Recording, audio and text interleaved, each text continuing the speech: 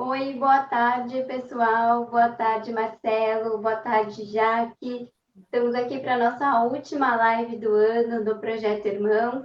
Agradeço quem está aqui com a gente nessa véspera de Natal. Deve ter gente que deve estar cozinhando ou simplesmente relaxando. Quem estiver lavando louça, preparando o jantar de Natal e vai escutando. E hoje é tudo muito acessível, muito audível. Então, espero que vocês aproveitem esse conteúdo. Nós aqui já conversamos um pouquinho antes, já fizemos um check-in. Então, eu vou aproveitar e trazer esse check-in agora para a nossa abertura da live e falar um pouquinho como eu estou me sentindo. Eu convido o Marcelo e a Jaque a fazerem a mesma coisa. Então, eu vou começar primeiro me autodescrevendo. Eu sou uma mulher branca, tenho cabelo castanho escuro, com algumas luzes douradas, na altura dos ombros, os olhos castanhos. Eu estou com um vestido rosa, meio pink, com uns coraçõezinhos brancos para trazer aí uma boa energia. E atrás de mim tem uma planta, uma chaflera e um armário branco. E eu estou chegando nessa live muito feliz por estar com esses convidados super especiais que vão se apresentar daqui a pouquinho. A Jaque, inclusive, uma das irmãs do Projeto Irmãos, que já esteve com a gente em outras ocasiões de discussões também, falando sobre nutrição. Eu convido vocês a assistir. E a gente vai falar hoje sobre a questão do tirar a máscara, né? Tirar a máscara, falar de verdades.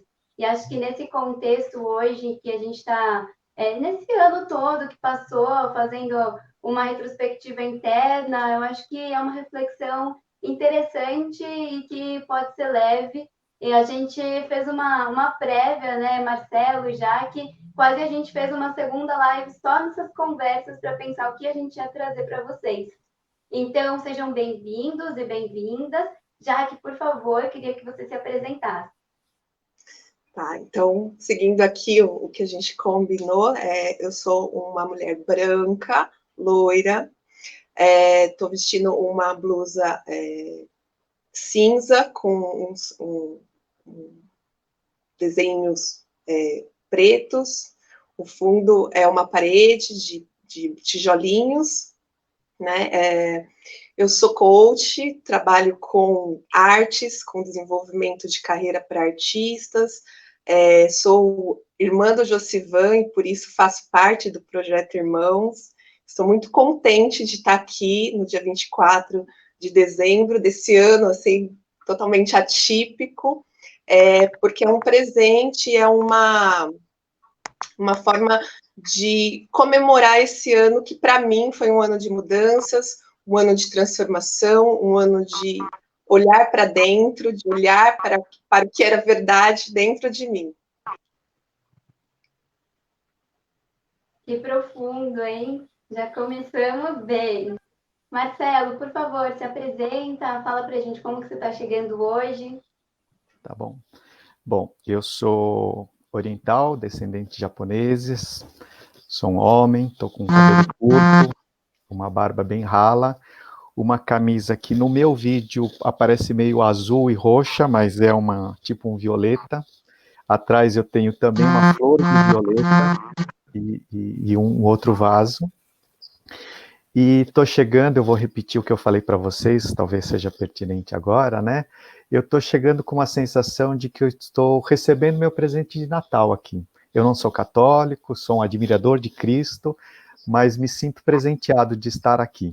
Estou muito contente pelo convite da Débora, já conheci a Jaque, sou um profundo admirador do Projeto Irmãos, gosto muito, sempre fez muito sentido para mim, e para mim realmente é um presente estar aqui.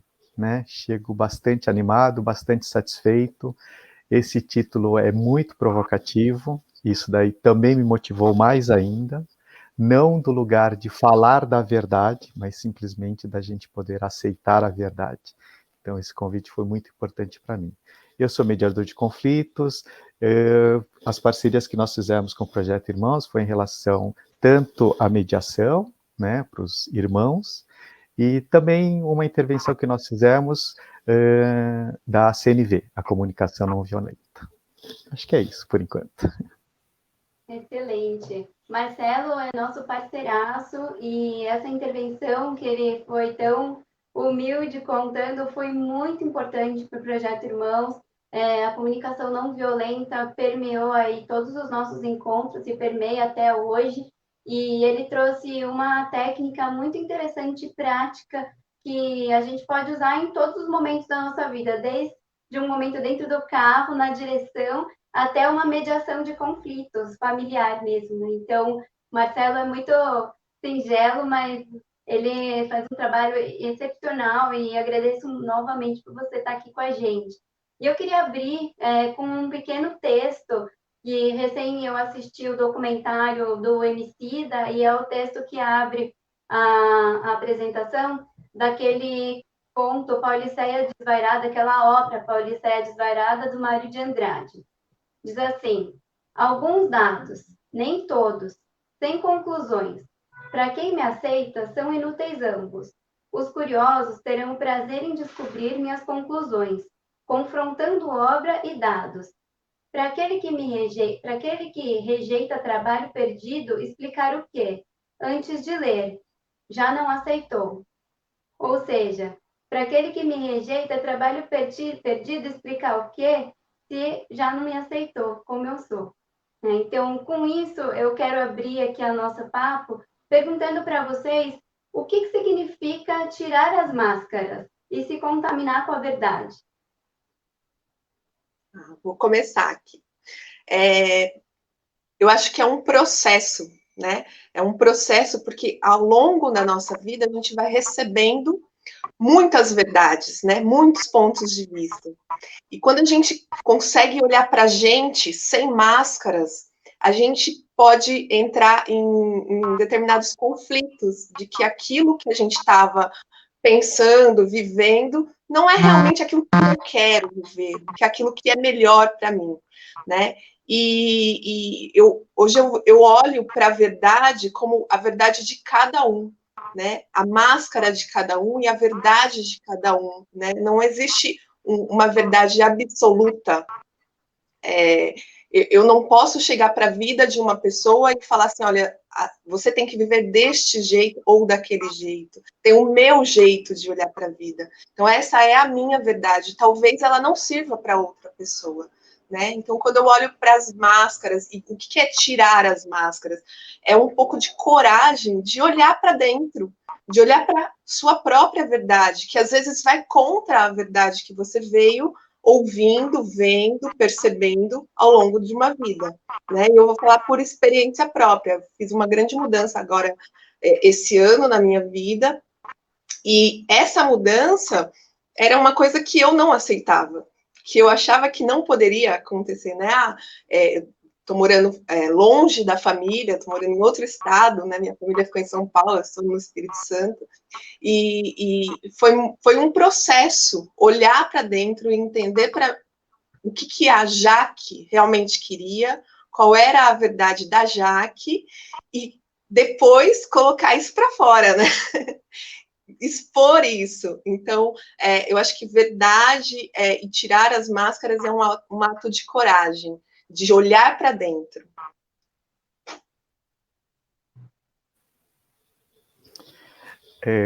Eu quero só fazer jus que a CNV, que nós fizemos a intervenção, foi em parceria com o Luiz Eduardo Alcântara, né? É meu grande amigo. Então, talvez, eu vou tentar ser breve, tá, Débora? Mas eu vou querer trazer um pouquinho do contexto, né? O que nós conversamos anteriormente, que eu entendo que até que acabou resultando nesse convite de eu estar aqui hoje, foi quando eu relatei para você. Eu fiquei muito impactado com um vídeo do Projeto Irmãos, né? Impactado positivamente, porque eu achei extremamente terapêutico, curativo, libertador, ouvir os depoimentos dos irmãos, né? Falando assim, medo, culpa, raiva, as preocupações. Isso me despertou assim o quanto isso é importante não somente para os irmãos, mas para todas as pessoas. Porque quando eu ouço uma pessoa falar naturalmente, nossa, eu tenho medo da morte dos meus pais, eu tive raiva porque eu tive que assumir uma responsabilidade antecipadamente. A sexualidade do meu irmão me preocupa, o que as outras pessoas vão falar. Ouvir tudo isso, eu entendo que é um presente para as outras pessoas, porque muitas vezes a pessoa tem esses enroscos, se é que eu posso chamar assim, né, essas coisas mal resolvidas dentro de si, e quando eu ouço uma pessoa falar isso, eu consigo me beneficiar, falar, nossa, olha, tudo bem, então, eu senti medo, eu senti raiva, eu senti culpa, então isso foi o que me impactou, né, que eu acho que daí surgiu tudo isso daí. E quando esse título eu achei formidável, né, porque eu entendo que tirar as máscaras é justamente isso daí, é sair desse lugar que eu sei tudo, eu sou bem resolvido, eu não tenho problema nenhum, eu não tenho medo, não tenho receio, não tenho nenhum trauma, e que eu acho que isso daí é uma grande mentira, né? São as máscaras que nós vestimos socialmente, né? Então, para mim, tirar as máscaras significa isso daí, eu me vulnerabilizar. E no momento que eu me vulnerabilizo, eu me abro para o outro me acolher do jeito que eu sou, né? E falar da verdade, eu não quero ser moralista, longe de trazer uma receita do que é a verdade, mas eu entendo que a partir do momento que a pessoa ela é verdadeira com ela mesma, e coloca essa verdade para as outras pessoas, isso é uma verdade libertadora. Então, não é uma verdade que a pessoa traz como uma receita, faça isso, isso é a verdade, não. Esse coletivo, essa sabedoria coletiva, onde cada um se coloca verdadeiramente, né, eu entendo que é a grande verdade. Então, esse título eu achei de uma felicidade muito grande, né, desse momento, além dessa provocação, né, de tirar as máscaras e se contaminar com a verdade. Então, acho que foi mais ou menos por aí que começou e é como eu entendo também essa chamada. Seu microfone está fechado, Débora. Oi, vocês me escutam bem? Eu mudei a minha câmera. Agora sim. Sim. Tá. Não, foi muito bom você retomar. Realmente, essa live, ela surgiu até um pouco em cima da hora. A gente já tinha até fechado o planejamento do ano com as lives. E você deu um feedback desse documentário do Projeto Irmãos, que mostra muitas histórias de irmãos do grupo, irmãos de pessoas com deficiência, cada um expondo sua vulnerabilidade de uma forma tão aberta, né? E quando você trouxe essa questão baseada até numa confissão de gênero dentro do documentário, eu achei muito oportuno, porque ao longo das conversas que eu venho tendo com diferentes grupos, diferentes universos, sobre principalmente essa questão de gênero, do julgamento, do não julgamento, e o que é a verdade, né? Recentemente estava discutindo sobre aquela nomenclatura TOD, que agora a gente tem visto cada vez mais ser usada. E aí tem uma questão, né, até de acessibilidade, tem gente que usa todos com arroba, tem gente que usa todos com X, e aí para quem tem alguma deficiência visual, o leitor de tela não lê corretamente a palavra, então a gente não recomenda que se utilize. E tem pessoas que recriminam porque TOD ainda não entrou na normativa portuguesa, né? Não é um dialeto reconhecido. E aí eu comecei a pensar um pouco mais profundamente quanto eu me sinto contemplada e reconhecida quando eu, num e-mail ou numa abertura de uma palestra, eu ouço bom dia a todos e todas, muito obrigada a todos e todas, porque o meu gênero se identifica com isso, mas e quando o gênero não é nem feminino e nem masculino, né? E o que significa você se sentir parte de algo? Seja você se reconhecer numa boneca que tem deficiência, numa carta que conversa diretamente com você, e faz muita diferença. E assim, ainda é muito recriminado porque é diferente, né? E outro dia eu estava conversando com um colega que é consultor de diversidade, o Guilherme Bara, não sei se ele está assistindo a gente, e ele falou que é muito importante que as empresas tenham uma atitude interna de reconhecimento de qualquer tipo de diversidade, né? Independente das famosas caixinhas, se a gente está falando de LGBT, ou se a gente está falando de negros, pessoas com deficiência, mas que quando tem algum tipo de problema, que a empresa saiba reconhecer de dentro para fora, né? E não só escrever uma carta falando todes ou levantando uma determinada bandeira. E aí a gente entra nessa discussão da importância de ter as coisas em paralelo, de ter o reconhecimento tanto na nomenclatura quanto na forma como você lidar internamente, né? Então, eu queria também saber de vocês, porque eu acho que isso tem muito a ver com as nossas vulnerabilidades, como a gente conversou, essa questão de se expor, acho que o Marcelo trouxe essa questão da libertação também. O que vocês pensam disso? Vou começar aqui. O meu ponto de vista, né? Eu acho que assim, tudo é uma questão de ponto de vista. Quando a gente tem uma representatividade, aquilo cresce. Então, se dentro de uma empresa eu tenho só pessoas que não têm deficiência, eu tenho um ponto de vista. Mas se eu tenho pessoas com deficiência e pessoas sem deficiência, eu tenho outro ponto de vista ali dentro daquela empresa, né? E também tem a questão da prática e da teoria, né? Porque a teoria ela é mais fácil, assim, vou colocar entre aspas, porque também não é fácil, mas ela é mais fácil, porque você fala e tá tudo certo, né? Você escreve uma carta e tá tudo certo. Mas na prática, e eu acho que até para quem, vou me colocar, até para quem tem contato com a diversidade, na prática é diferente. Então, quando chega na prática, como que você age? Qual é a sua atitude? Como você muda de atitude, né? Eu acho que as nomenclaturas, elas são um processo, e para mim é um processo de mudança, de transformação. Tá começando agora, não do meu ponto de vista, não é assim, todo mundo vai aceitar agora. Não.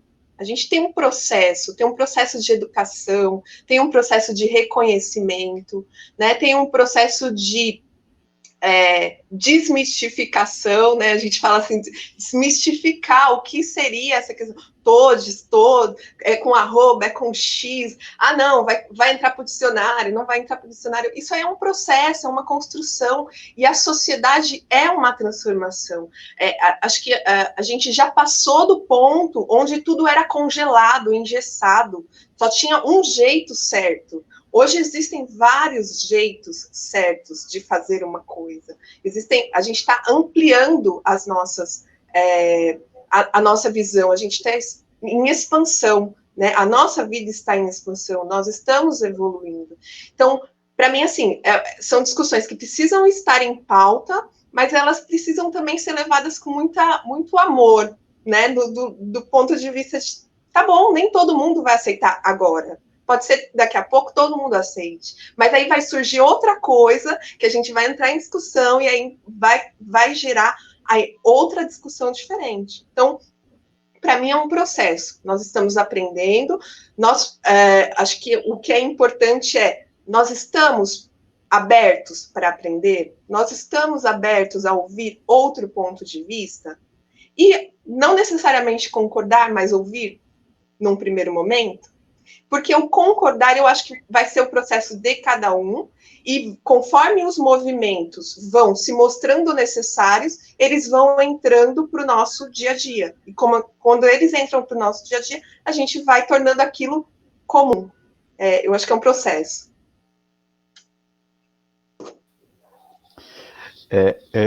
Em relação à terminologia, Débora, eu entendo que, assim, é um gancho que você está dando, né? Mas para algo que eu entendo que é muito maior. Então, que a Jaque coloca, eu concordo. Nós estamos no início de um processo, né? Um país de 500 anos, com praticamente 400 anos de escravidão. Então, nós estamos começando a lidar com a diversidade. Eu sou da geração que tinha parentes que escondiam pessoas com deficiência. Eles não sabiam lidar. E nós também não sabíamos lidar, né? Como que a gente vai falar? Precisava avisar antes de chegar na casa da pessoa. Então, isso tudo é muito novo, né? Eu vejo assim, eu me vejo hoje. Eu sou machista, porque a estrutura em que eu nasci é machista. A minha sociedade, que eu fui criado, é patriarcal. Eu sou homofóbico, porque na minha geração era aquele negócio, isso daí é coisa de viadinho, como se o gênero desqualificasse a pessoa. Uma coisa que hoje eu falo absurdo, mas não era absurdo há um tempo atrás, e não é absurdo para muita gente hoje. Como lidar com uma pessoa com uma deficiência intelectual, se eu não tenho contato com isso? Então, até o meu medo faz com que eu discrimine essa pessoa. Então, eu sou uma pessoa que por vezes, inconscientemente, sou preconceituoso? Eu acredito que sim.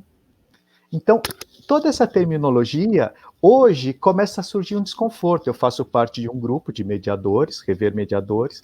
Nós somos em 2 homens e 5 mulheres. É muito estranho para mim, né? Falar todos estão bem, quando eu estou perguntando para um homem e 5 mulheres, é uma coisa que eu falo assim, nossa, não tem, é injusto no meu modo de ver, né? Mas tem essa coisa da linguagem, lembrando que a língua também é um ser vivo que vai se modificando, né? Então acho que a gente está no meio desse processo, puxando algumas coisas. Você citou o Emicida, que, enfim, eu tenho bebido muito dessa fonte também. Então, é justamente isso daí. Como lidar com um preto na faculdade? Eu não tive nenhum colega, tive, na verdade, um único colega preto na faculdade de Direito. Nenhum professor, nenhum colega de escola e colegial preto. Não tive, porque eu estava dentro de uma bolha.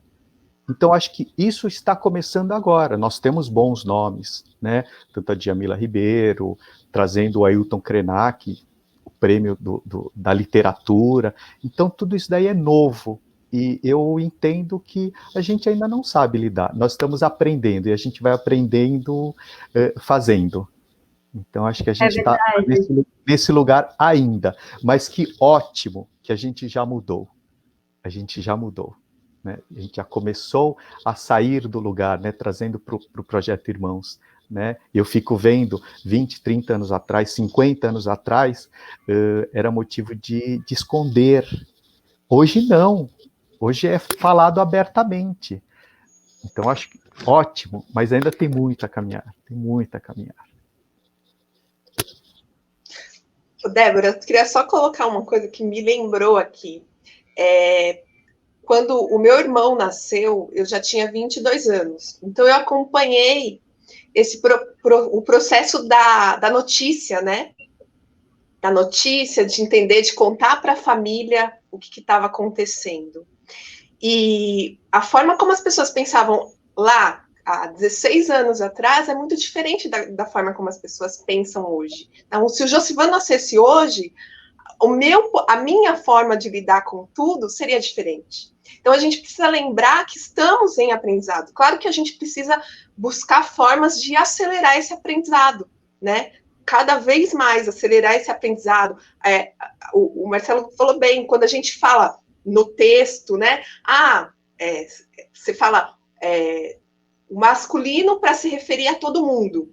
Você fala feminino só para se referir às mulheres. Então, isso vem, uma coisa que vem há tanto tempo que agora estão se pensando diferente. Agora.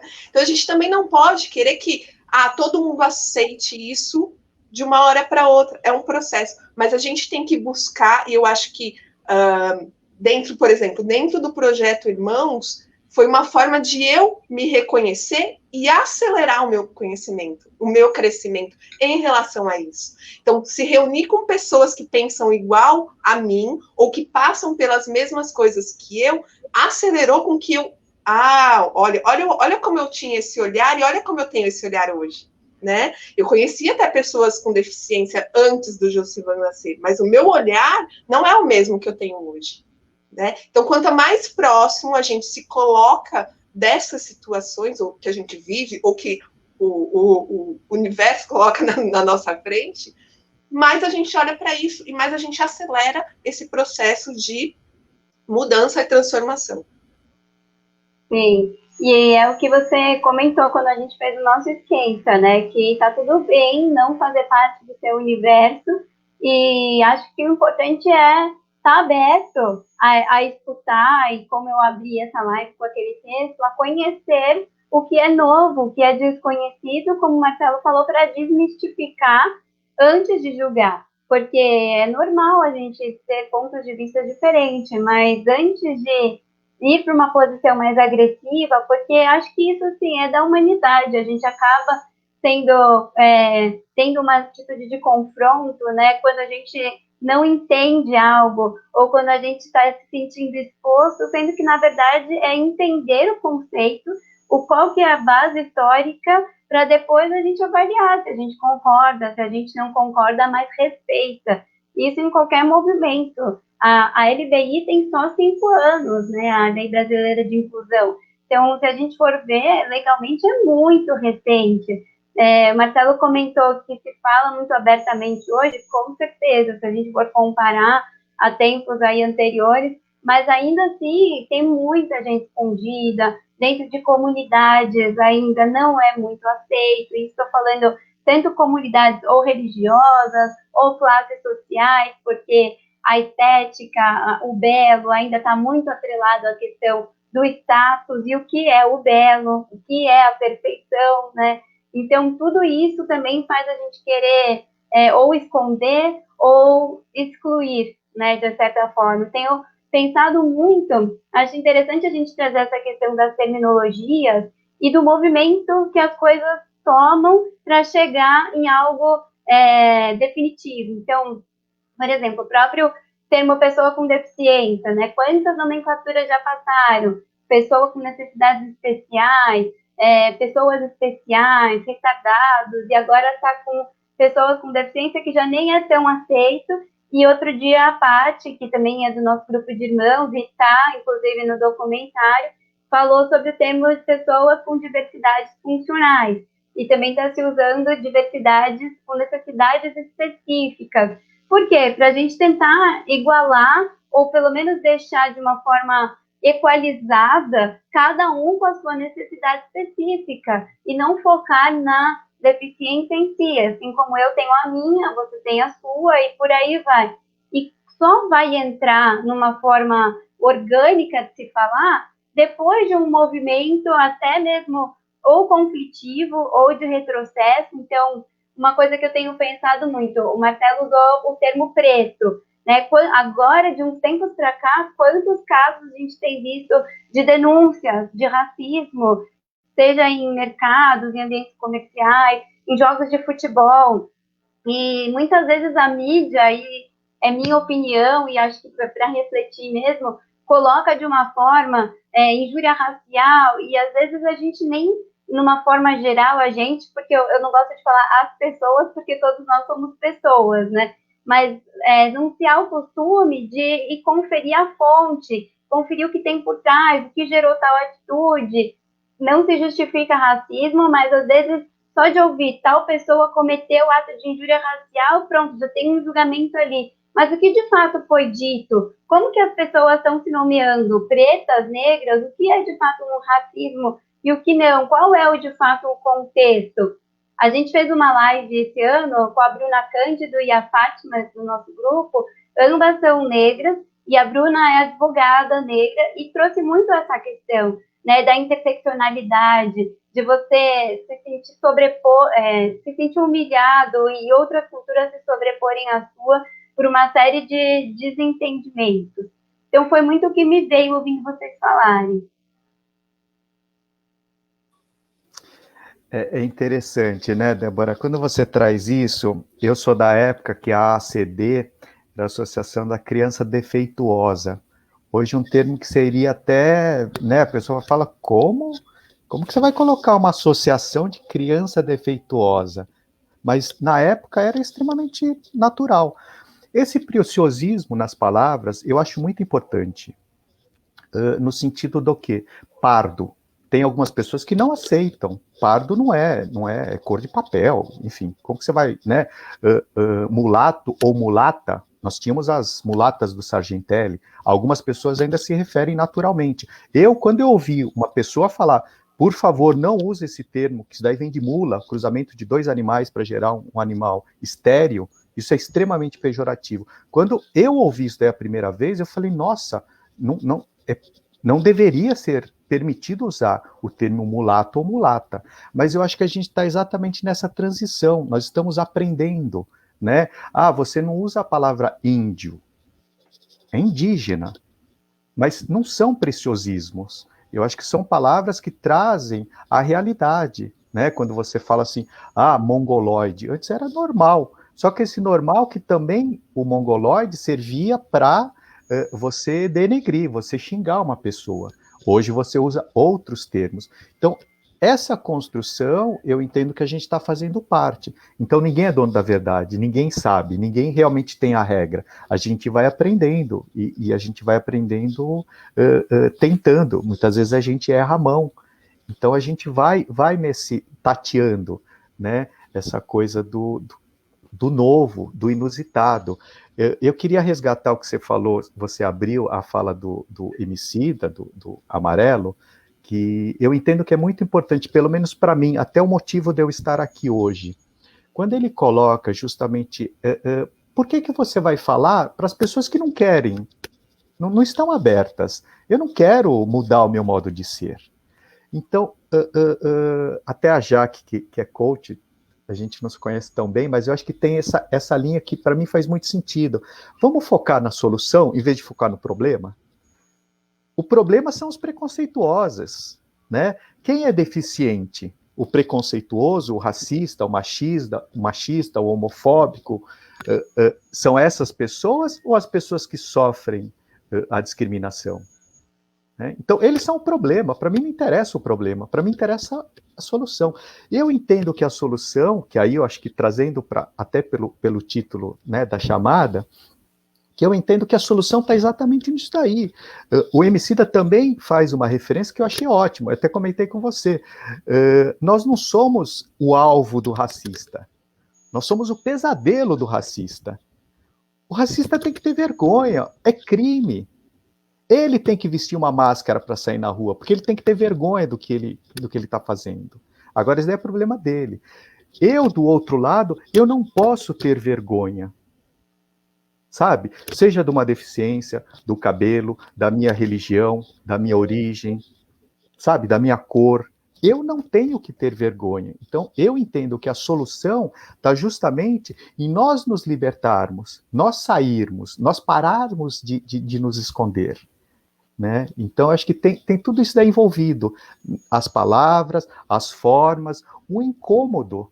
Né? É incômodo, é incômodo. E não sou entendido.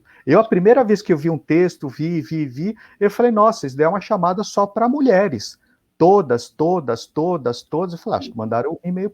A minha ignorância, eu mandei perguntando, eu falei, olha, esse grupo vai ser só feminino? Não me responderam. Agora eu entendo. Então, acho que é isso, sabe? É esse o processo que a gente está, né? Saindo da ignorância para tentar incluir os diferentes. Isso tudo é muito novo. E muitas vezes causa medo. E esse medo causa até mesmo, por vezes, até uma violência, até uma rejeição.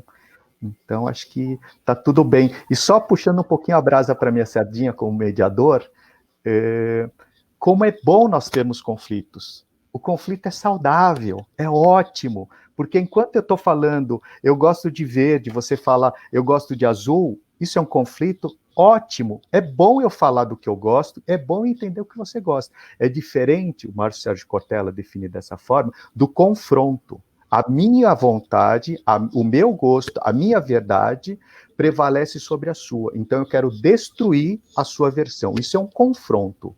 Isso é o lado negativo. Mas o conflito é muito saudável, apesar de ser incômodo, apesar da gente não estar acostumado com esses conflitos. A gente não quer se indispor, né? Falar, Débora, eu não concordo muito com você, eu não gostei muito do que você fez. A gente não tem esse hábito, mas é saudável, porque a partir do momento que eu falo isso daí para você, ou se a Jaque vem e fala uma coisa para mim, falou, nossa, Marcelo, você falou dessa forma, não sei o quê, eu achei isso, isso, isso. Pode até parecer que a pessoa pode não gostar, mas é um grande favor, é um ponto cego que eu não estou vendo. Então, eu acho que a gente também está começando a aprender a aceitar as diferenças. E junto com as diferenças vêm os conflitos. Então, é só uma colocação que eu acho que cabe bem nesse grupo aqui. Cabe. Eu vou pegar um gancho dessa, porque eu estava numa aula de meditação e o professor falou exatamente sobre isso, né? Como que um diamante, né, que é bruto, vira uma pedra preciosa, né? É através do atrito. E o atrito é esse conflito, na metáfora é esse conflito, né? Então, é importante essa discussão, mas eu acho que vem uma coisa antes, o importante é o respeito que a gente tem quando a gente faz essas discussões, né? Respeitar que a outra pessoa pode ter uma opinião diferente, e tá tudo bem, se aquilo não tá fazendo mal para ninguém, tá tudo bem, é a opinião dela, desde que ela não faça mal para ninguém, ok, a gente vai continuar discutindo, vai continuar falando, vai continuar colocando na mesa os assuntos para que, em algum momento, isso vire o comum, né? A gente está trabalhando, o Marcelo trouxe a questão da nomenclatura lá, dos povos, misturou, como que chamava, era a nomenclatura daquela época, hoje não é mais, não faz mais sentido, né? E aí a gente tem que respeitar, né? Não é o meu lugar de falar sobre pessoas pretas, não é o meu lugar de fala, mas eu tenho que ser responsável pela minha atitude diante desses assuntos. Eu sou responsável pela minha atitude com os meus amigos, com as pessoas, com o meu trabalho, como que eu trato essas pessoas, que eu trato este assunto. E parar de ter medo do atrito. E aí eu vou falar um pouco sobre... eu tinha muito medo do conflito, do atrito. E esse ano, com essas mudanças que eu fiz, foram vários atritos, foram várias verdades que eu tive que tirar de dentro de mim, apresentar, e que trouxeram atritos, trouxeram conversas difíceis. E essas conversas difíceis fizeram com que eu crescesse muito, e tenho certeza que as pessoas que estavam em volta de mim também, né? Então, quando a gente traz essas questões da nomenclatura e tem o politicamente correto, é importante ter essas discussões, é importante, mas é tão importante quanto ter as discussões é respeitar, que tem gente que não quer ouvir isso, mas tem gente que vai ouvir, vai lutar, vai fazer e vai ter atitudes diferentes. O que a gente não pode é deixar as nossas opiniões e as nossas verdades guardadas. As nossas verdades não foram feitas para serem guardadas. Elas foram feitas para serem colocadas na mesa. E isso faz bem para mim e para o todo. Né? Eu acho que ficou muito, muito claro, essas discussões são importantes, elas trazem conflitos, trazem coisas ruins, mas elas também trazem coisas boas. Né? Às vezes a gente fica com medo de colocar a verdade, de colocar a opinião, e seja qual for a opinião, de colocar a opinião, se isso for feito com respeito, com escuta, né? Então, deixa eu escutar o que eu tô... Realmente escutar o que está acontecendo. E aí, a partir disso, eu construo dentro de mim a minha verdade. E aí eu coloco isso, e pode ser que eu precise refinar essa verdade de novo. E aí eu volto para mim de novo. Então, eu acho que essa construção é muito importante, que ela é interna, ela tem um externo, mas ela também tem um interno, né? O meu irmão com síndrome de Down, tem pessoas que já chegaram para minha mãe e falaram assim, não, leva ele em tal lugar que ele vai se curar. Eu preciso entender que essa pessoa, ela não tem a informação que eu tenho.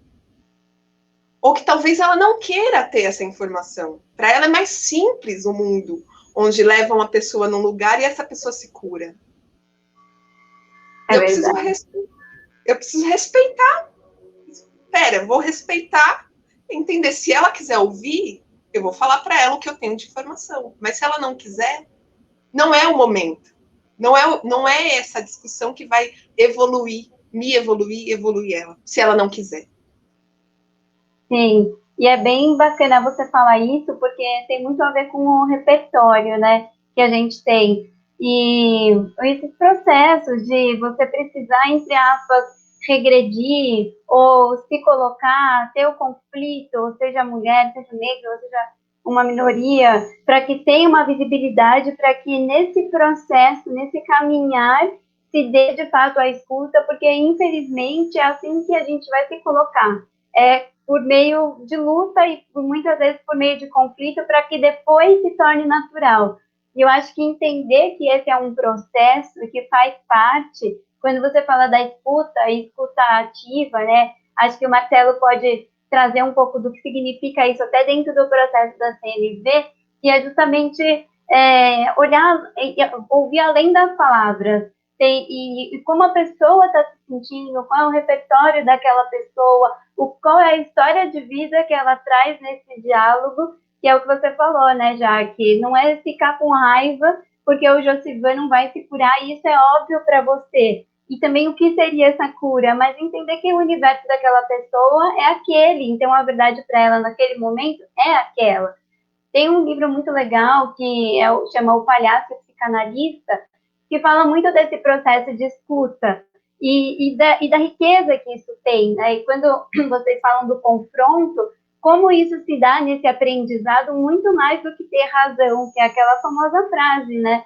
Mas muito mais do que ter razão, o importante é a discussão, o importante é essa troca, porque é aí que vão ocorrendo as mudanças genéticas, até biogenéticas internas, né, de mindset, tudo isso.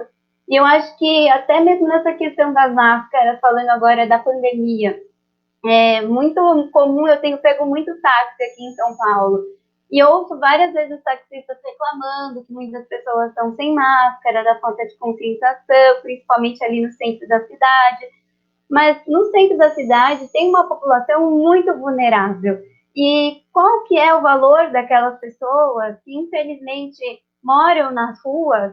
E o valor da vida, o valor do contágio, o valor da higiene, né? Depois de um tempo, as campanhas até mudaram o hashtag Fique em Casa, porque muita gente não pode ficar em casa, ou não tem casa, ou não tem ambiente propício para isso. Então, antes de criticar a falta de uso da máscara, é claro, tem muita gente que não está usando por inconsequência mesmo, né? E falta de bom senso. Mas também eu acho que é o olhar de quem a gente está falando e aquilo, né? Quando a gente aponta um dedo, tem mais 3 apontando de volta para você. Então, qual é o que eu estou fazendo para mudar isso? Será que eu estou me resguardando de como eu tinha que estar? Será que eu estou ajudando a disseminar essa informação? Porque a crítica também só vai gerar mais revolta, né? Só também uma reflexão. E eu queria voltar para o Marcelo nessa questão da CNV e da escuta ativa, e até te fazer uma pergunta direta, como que explicar assim, rapidamente a CNV, para quem não conhece, como se dá esse processo na prática, porque eu acho que nos dias de hoje aí pode ser bem útil. Bom, falar da CNV é uma capítulo à parte, né? Mas trazendo a CNV com vários elementos que vocês trouxeram, tentando linkar as coisas, né? A Jaque falou assim, quando a pessoa fala, leva o Josivan lá em tal lugar que ele vai ser curado. Por vezes, nós ficamos com raiva da pessoa.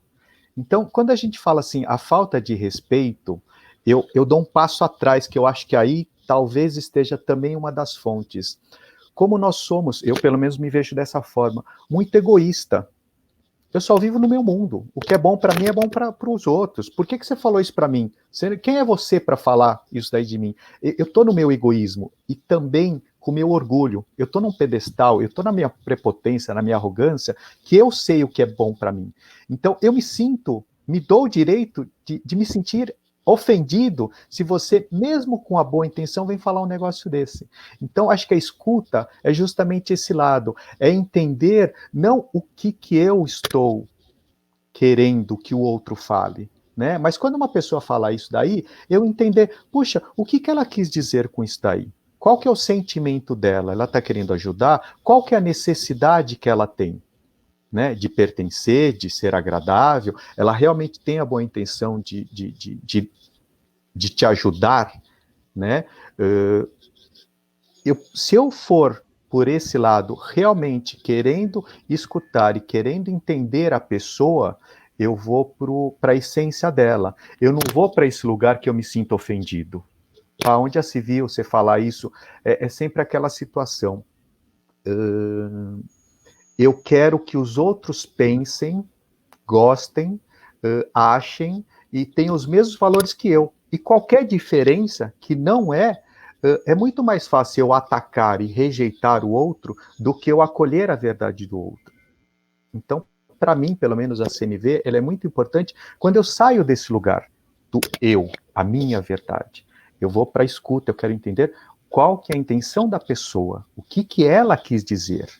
Então, acho que é uma mudança de lugar, essa coisa, sabe, de mudar de vestir a sandália do outro. Você trouxe uma referência, Débora, do Cláudio Tebas, do palhaço e do psicanalista.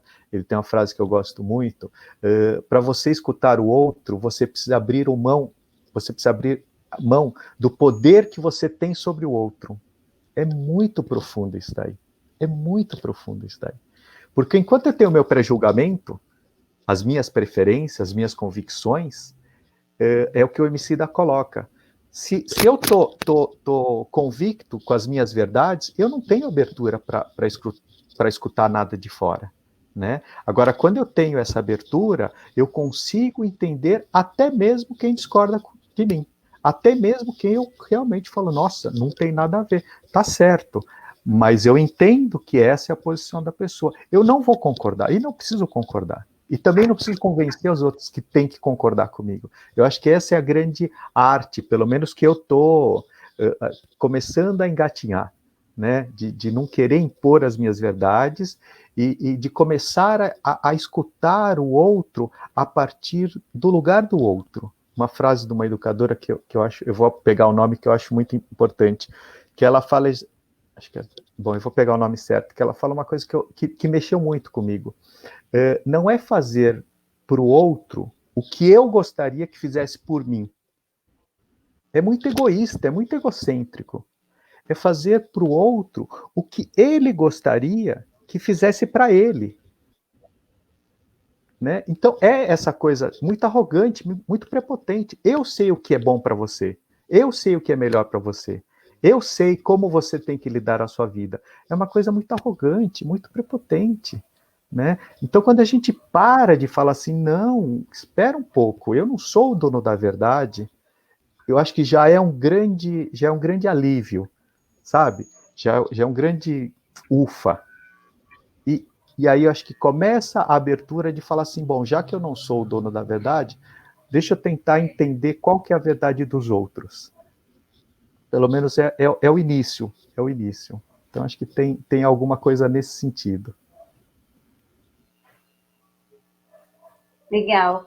E aqueles passos da CNV, não sei se você quer trazer, que são muito rápidos e práticos, no sentido de escutar, expressar o seu descontentamento. Você gostaria de trazer isso para as pessoas tentarem praticar? Sim, deixa eu colocar para não ficar em aberto, a CNV tem várias vertentes, tem várias formas de lidar. Né? O importante, pelo menos que caberia aqui, é primeiro a gente reconhecer e validar os nossos sentimentos. O quanto é importante nós reconhecermos o nosso sentimento. No sentido, nossa, eu fiquei com raiva, eu estou com medo, eu não gostei, eu quero, sei lá, xingar a pessoa. Validar no sentido de, tudo bem, não tem problema nenhum. Sentir raiva, sentir medo, sentir nojo, tá tudo certo. Então, esse conhecer os sentimentos, eu entendo que é um passo muito importante. É um caminho do autoconhecimento. Porque eu só vou conseguir perguntar, Jaque, você está com raiva, está irritada, está impaciente, está injuriada, está triste, São sentimentos muito próximos. Mas eu só vou conseguir identificar no outro quando eu consigo identificar em mim também. Então, esse caminho, a partir do momento que eu começo a observar os meus sentimentos, validar, falar, não, tá tudo bem, tá tudo certo eu senti isso daí. Então, acho que já é um grande processo. E, basicamente, a gente tem o percurso, basicamente, é isso daí. Né? Quando você tem uma necessidade não atendida, você vai gerar um sentimento. O que são as necessidades não atendidas? Né? São as necessidades básicas que todo mundo tem. Né? Falando aqui, colocar os básicos, logicamente, alimentação, afeto, abrigo, né? As coisas materiais também são, mas necessidades básicas, pertencimento.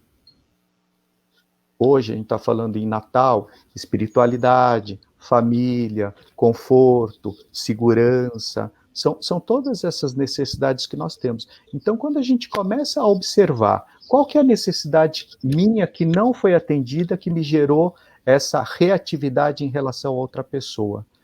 Então, acho que é basicamente aí que começa a surgir esse caminho, tanto da CNV, quanto um caminho do autoconhecimento, quanto um caminho que eu acredito muito, que é conhecer o outro.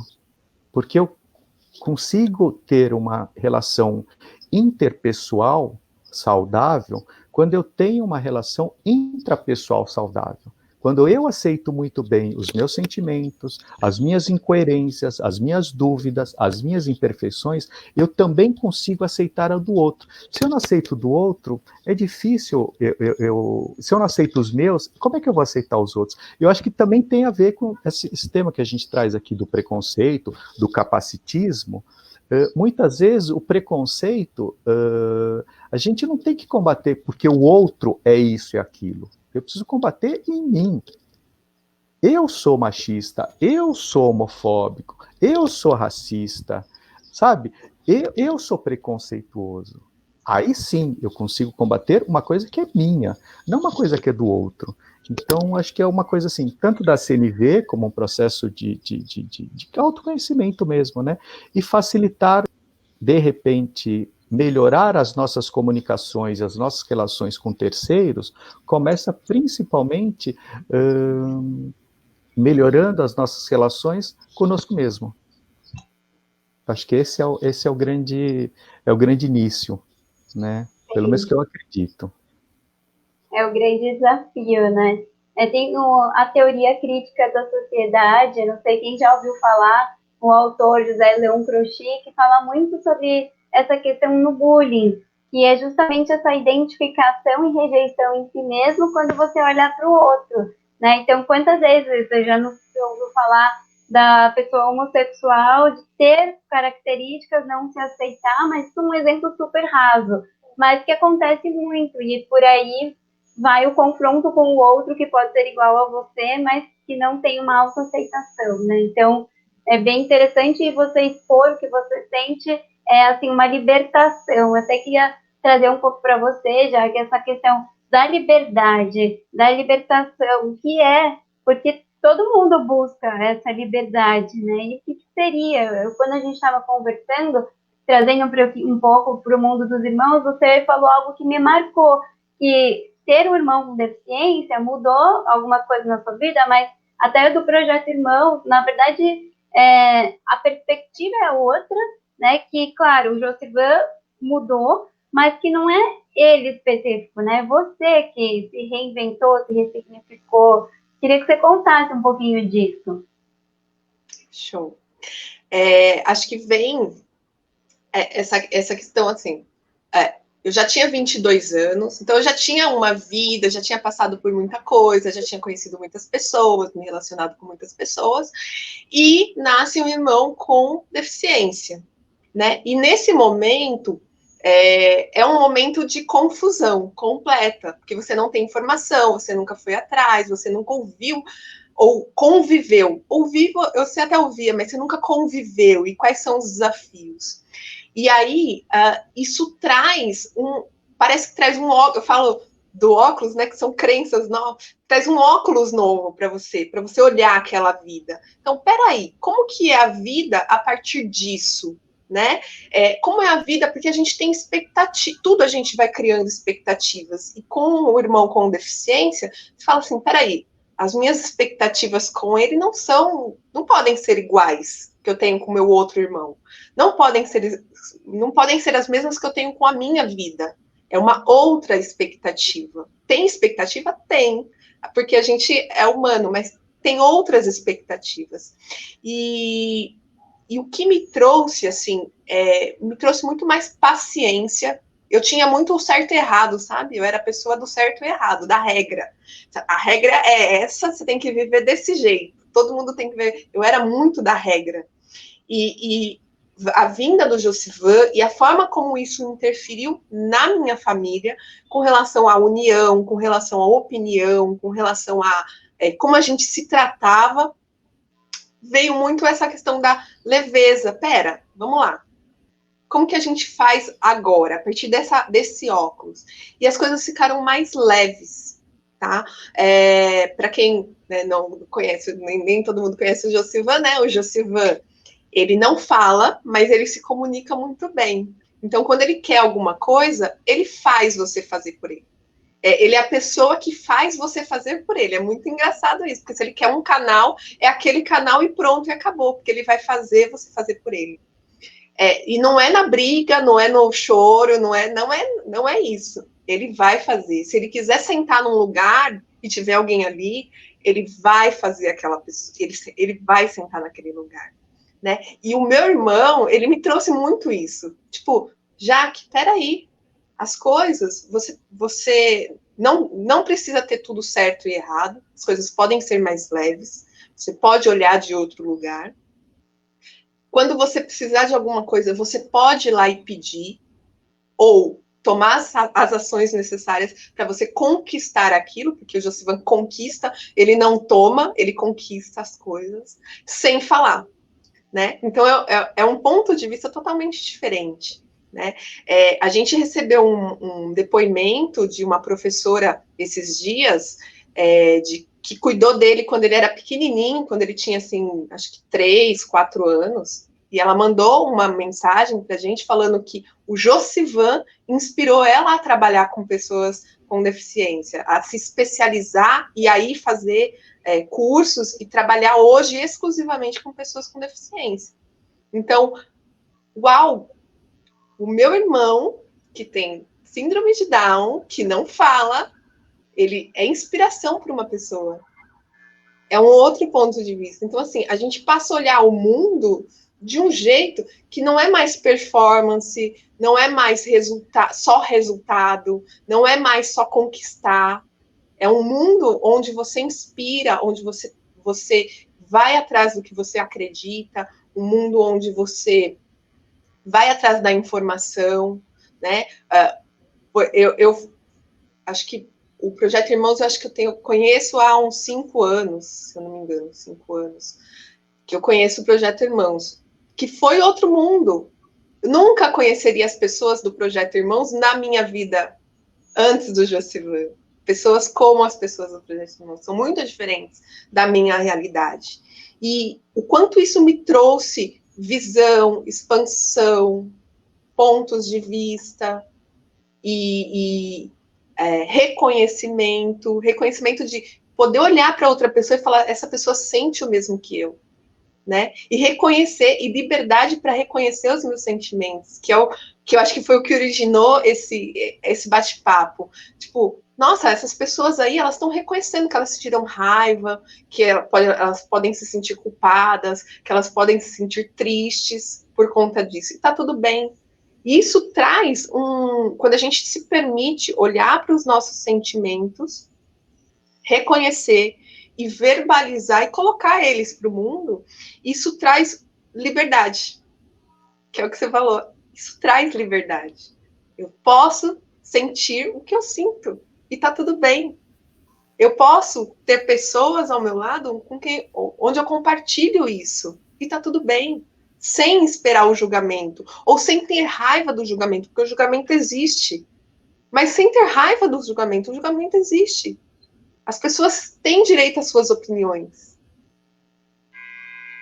Mas mesmo assim, eu coloco a minha opinião, eu coloco o meu sentimento, eu me abro para as pessoas que eu confio, para as pessoas com quem eu troco. E tá tudo bem. E vou para os lugares onde eu espero esse acolhimento. E eu peço esse acolhimento, que aí eu aprendo com meu irmão.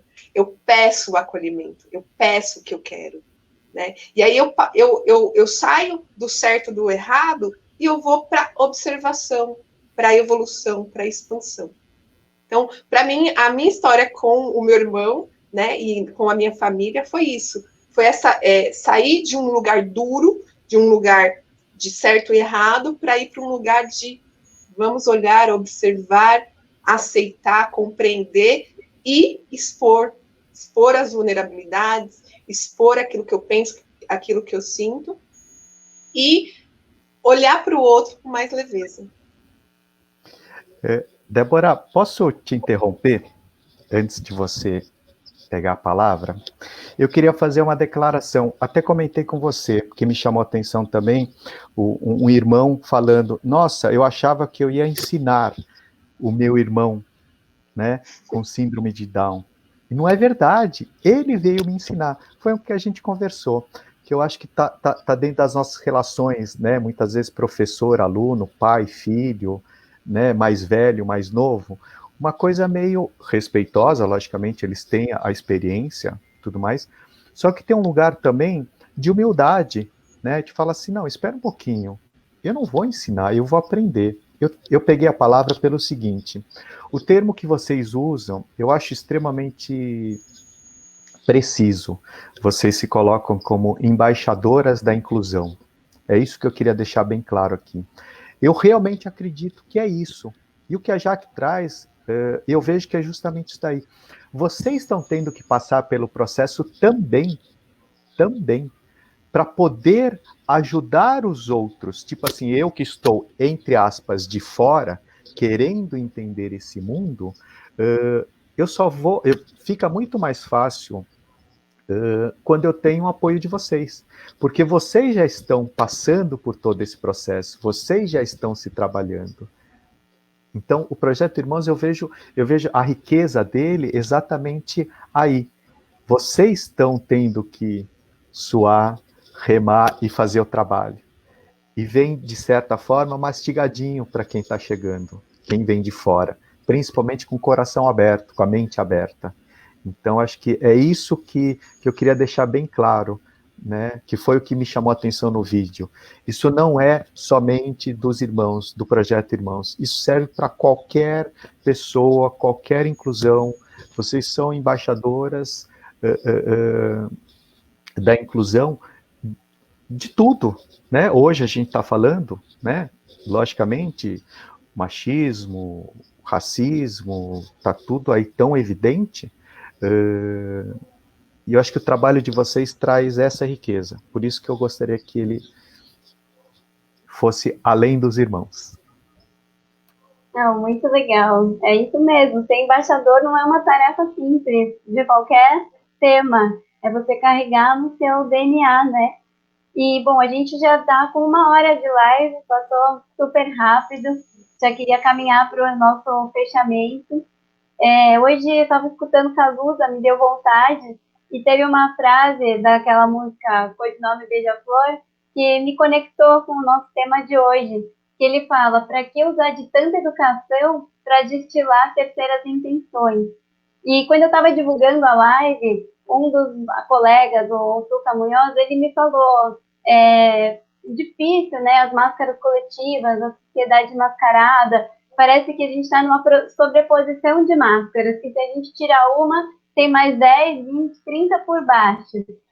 E eu fiquei com esse incômodo, e depois a música me fez continuar com esse incômodo. Então, o convite para o fechamento é uma palavra final de vocês, pensando até nessa virada de ano, no dia de hoje, o que fazer com esse incômodo? Eu acho que a live toda já é uma resposta para isso, peço até que vocês que estão assistindo compartilhem com outras pessoas. Vou aproveitar para dizer que vai estar disponível não só no nosso Facebook, como no YouTube, no nosso Instagram, no IGTV e também no nosso canal do Spotify. Depois eu envio os links para vocês e vai estar tudo aqui na live do Facebook, todos os links. Mas então eu volto o convite e aí já peço uma despedida também. Ó, vou falar, o meu ponto de vista sobre o incômodo, eu acho que ele é bom. Eu acho que a gente tem que aproveitar o incômodo para entender o que isso incomoda na gente e o que a gente vai fazer com isso. Eu acho que é um convite, o incômodo é o convite para a gente se movimentar naquilo que a gente acredita, né? Vão ter provocações, vão ter coisas que a gente vai ouvir que não vão soar muito bem, que vão dar aquela dor no estômago, mas é importante porque traz o questionamento interno. E é sempre, eu estou sempre partindo do meu interno, né? Espera, o que isso aqui incomoda em mim? Por que isso aqui incomoda em mim? Tá, então, e o que eu vou fazer com isso? Qual vai ser a minha atitude? Qual vai ser a minha posição? Qual vai ser a minha a forma como eu vou viver a partir disso?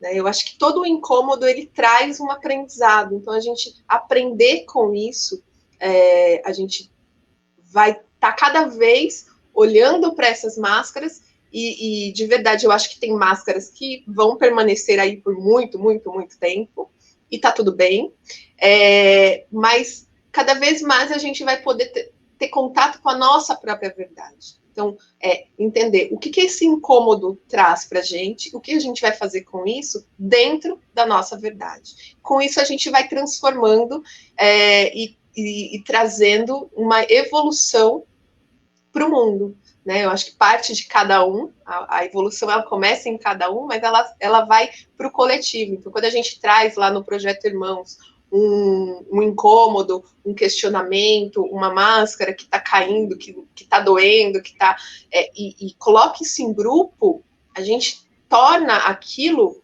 uma evolução para todos que estão ali. Né? Então, é a gente conseguir cada vez mais entrar em contato com a nossa própria verdade e usar esses incômodos para evoluir.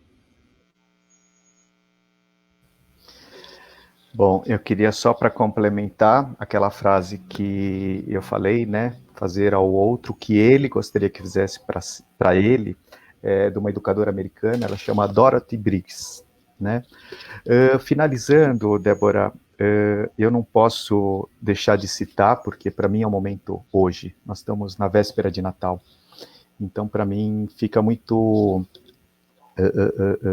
claro, né, um dos ensinamentos, né, amar o próximo como a si mesmo. Para mim, ela é muito significativa nesse momento. Eu não posso amar o outro se eu não amo a mim mesmo. Então, primeiro, o que é amar, né? Para mim, acho que é uma grande, já começa por aí, né? O que é amar? Mas o que eu entendo hoje com essa live, basicamente é isso. Eu preciso começar a me amar. Então, eu vejo que tem muitos incômodos, né? Tem uma frase que eu bolei agora, ultimamente, né? Que eu tinha uma coisa, isso é uma coisa terapêutica, né?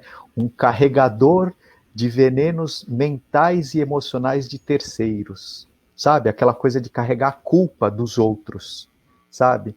Então, acho que para mim, esse ano 2020 foi uma grande libertação, sabe? De falar, não, isso não é problema meu, isso não é problema meu. Ou seja, parar de carregar o problema dos outros, começar por mim mesmo, né? Então, acho que começar por mim mesmo é começar eu mesmo estar não tão bem, mas começando a ficar de bem comigo mesmo, com os meus incômodos, né? Porque é dolorido, é ruim quando eu falo assim, nossa, caramba, olha o que eu já fiz, olha o que eu falei, olha o que eu pensei.